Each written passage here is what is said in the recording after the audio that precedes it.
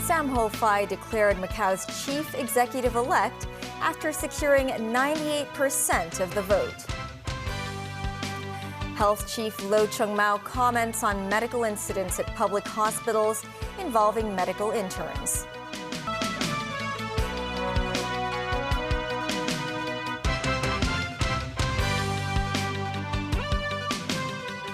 Hello, happy Sunday. This is TVB News.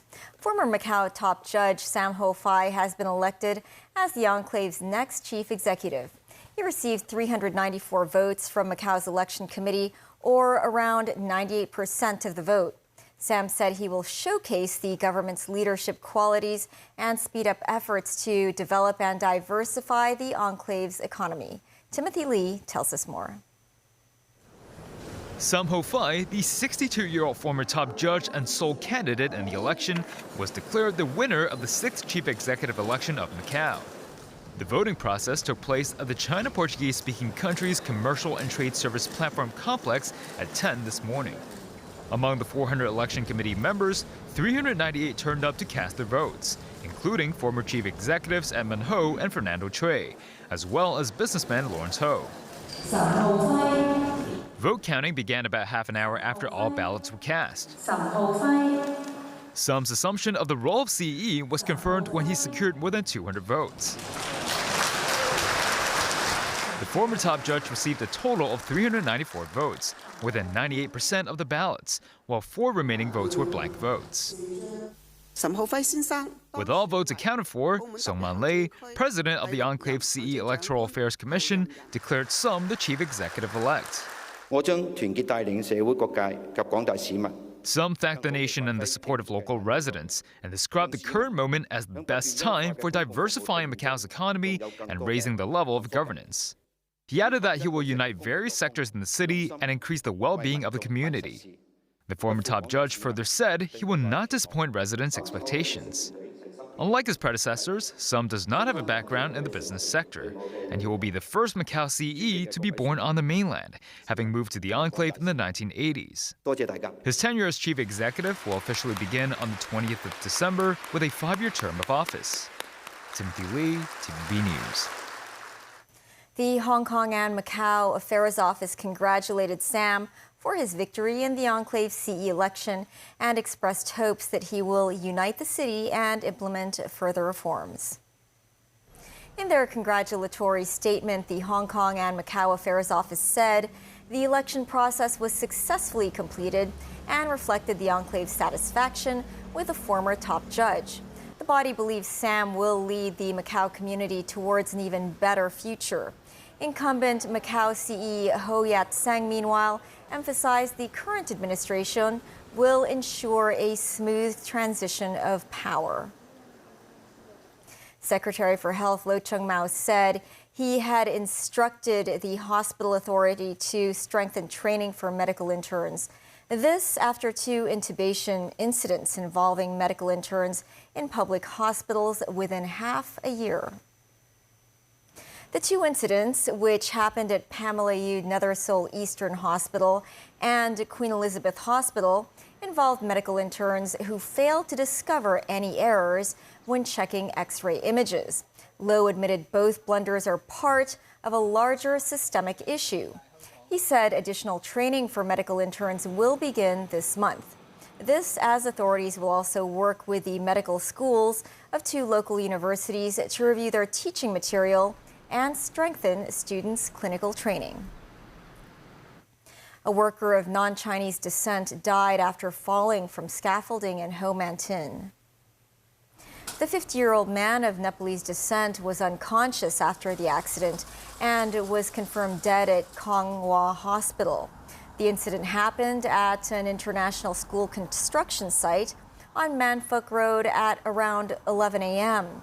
The man fell from a 15-meter tall scaffolding.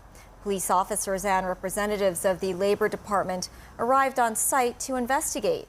Some industrial workers' rights groups said construction work at the school began last Friday. They're uncertain as to whether the man was wearing a safety harness while working. Today is the last day of the three-day Double Ninth Festival long weekend, with the Zhuhai border checkpoint of the Hong Kong-Zhuhai-Macau bridge recording a peak in departures at 4 p.m. Zhuhai border authorities said passengers waiting for buses to Hong Kong and Macau must wait in queues for some 25 minutes. CCTV cameras at the checkpoint showed heavy traffic congestion. The mainland city predicted the travel peak to last until midnight. Premier Li Chang today signed 10 agreements with Vietnam, including deals on farming and cross-border trade, as his visit to Vietnam continues. David Garrett reports. It's not all plain sailing. To Lam reportedly speaking to Lee about a recent dispute at sea. Earlier this month, Hanoi's foreign ministry said there had been a serious violation of sovereignty when Chinese law enforcement assaulted 10 Vietnamese fishermen, seizing their catch near the disputed Paracel Islands, which lie between Hainan and Vietnam. China said the fishing vessel was there illegally. Vietnamese media reports said their Communist Party chief and Lee agreed on stability at sea, although Beijing did not mention the incident in its readout of Saturday's meeting. The United Nations said one of its peacekeepers needed surgery to remove a bullet after its South Lebanon headquarters came under fire for a second day. Italy, France, and Spain have condemned Israeli attacks on UN peacekeeping force UNIFIL, with Russia expressing outrage. U.S. President Joe Biden urged Israel not to fire on the Naqoura headquarters. Meanwhile, Israel continues to hit targets in Gaza and Lebanon. Nazvi Karim with more. Fresh evacuation orders in northern Gaza. Air raid sirens over Israel warning of incoming Hezbollah rockets. And Iran vowing to continue support for Palestinians and Lebanese amid intensive Israeli attacks. More than a year since the start of Israel's war in Gaza, its military, the IDF, has yet to rid the strip of Palestinian group Hamas. The IDF has issued new evacuation orders for northern Gaza, saying Hamas has regrouped in the area. This man from Jabalia says he's looking for a place to go, but feels nowhere is safe. Indeed, that is a message from Hamas, who has urged residents to remain. In central Gaza, this girl is a survivor of an Israeli strike on a house that killed 7 members of the same family, including children and a woman. In Lebanon, the IDF continues its mission to push the Iran-backed militia Hezbollah out of the south so that tens of thousands of displaced people can return to their homes to the Israeli side of the border. Despite a ground incursion and airstrikes, the IDF seems no closer to its goal, with Hezbollah firing around 300 rockets into Israel on Saturday. Here, the IDF released footage of a suspicious aerial target that was intercepted over northern Israel. Israel says 50 Hezbollah fighters have been killed, while some analysts maintain that IDF troops are bogged down by enemy guerrilla tactics. Evacuation orders have been issued for more than 20 villages in the south of Lebanon. In Beirut, Iran's parliament speaker Mohammad Bagher Khalibaf met Lebanese caretaker Prime Minister Najib Mikati, vowing to support the country with medical aid for the hundreds of injured during Israeli strikes on the capital. Meanwhile, charity group World Central Kitchen says it has stepped up efforts to provide food to people in Lebanon. With an escalation of hostilities between Hezbollah and Israel, the NGO says it is distributing about 50,000 meals a day. The aid group has been serving the region since Israel invaded Gaza after the October 7, 2023 attacks. Nazvi Karim, TVB News. According to NBC, citing U.S. officials, Israel has narrowed down targets inside Iran for its response to Tehran's missile barrage on October 1st. No final decision has yet been made, and there is no indication Iran's nuclear facilities will be targeted. Meanwhile, Iran has banned passengers from carrying pagers and walkie-talkies on all flights. The ban comes in the wake of last month's remote attacks when pagers and then walkie-talkies belonging to Hezbollah members exploded almost simultaneously. At least 39 people were killed and around 3,000 injured. Iran news agency ISNA, citing the Iranian aviation authorities, said the rules apply to cabin and hold luggage. Israel's spy agency is suspected of carrying out the attack, though no one has yet claimed responsibility. Mobile phones are still allowed on board aircraft.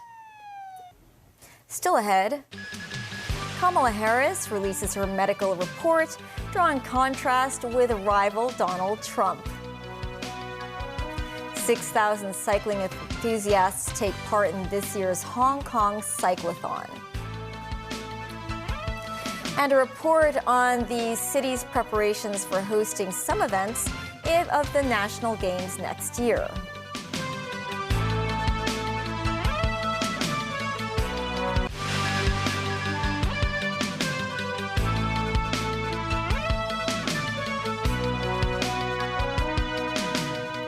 Welcome back. U.S. Vice President Kamala Harris's doctor says the Democratic nominee possesses the physical and mental resiliency to serve as president.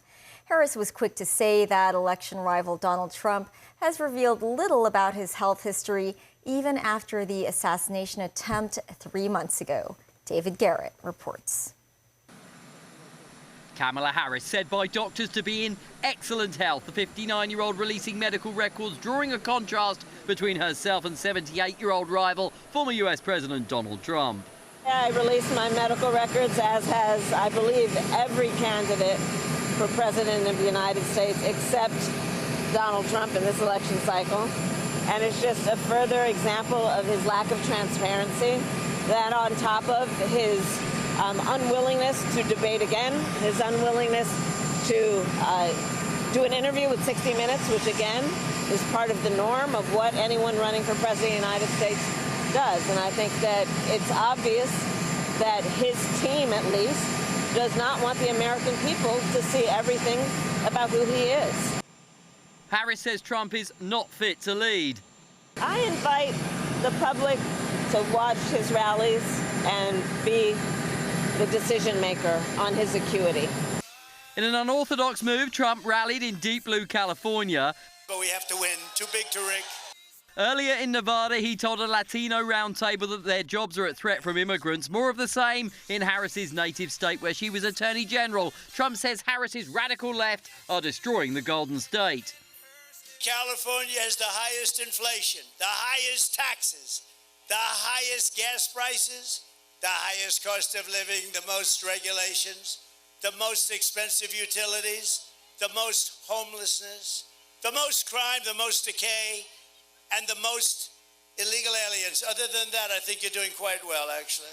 We're not going to let Kamala Harris do to America what she did to California. We're not going to let it happen. Another area where the Republicans and Democrats diverge is gun control and ownership. Harris wants stricter laws. The vice president and running mate, Minnesota Governor Tim Walz, have surprised some by being gun owners. Walz was pheasant shooting in his home state as the season opened. He is keen to show his everyday man qualities. With the election just 22 days away, candidates are searching out those final votes. David Garrett, TVB News. More than 6,000 cyclists joined the races in the Hong Kong Cyclothon today. A cyclothon carnival was also introduced for the first time. Mimo Singhai reports. The first event in this year's Hong Kong Cyclothon was the 50-kilometer race, which started at 5:15 a.m. Four-time Tour de France winner Chris Froome was among the riders.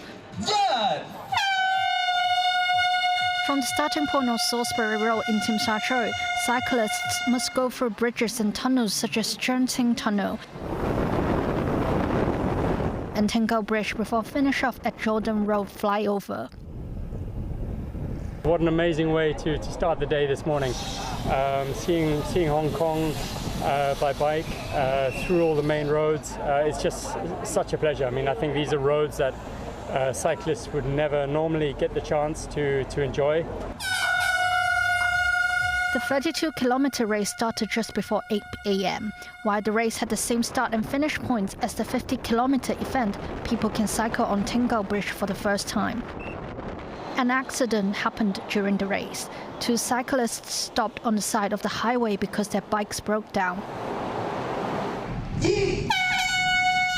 Meanwhile, the Men's Open and Women's Open of the City Cycling Challenge around the Greater Bay Area kicked off at around noon. The race attracted tourists, including this man whose father was a professional cyclist. We were just stepping out to go have coffee, and we saw this, and I stopped because I know that my dad really enjoys this. So I've been taking some video to send to my dad. He lives in Panama.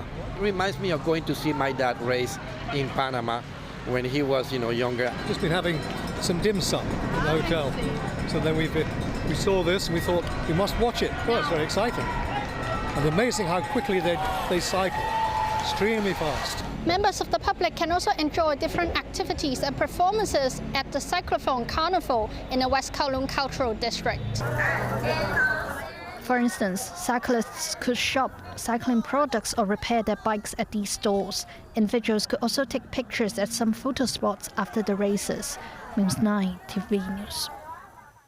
The 15th National Games will be held in November next year.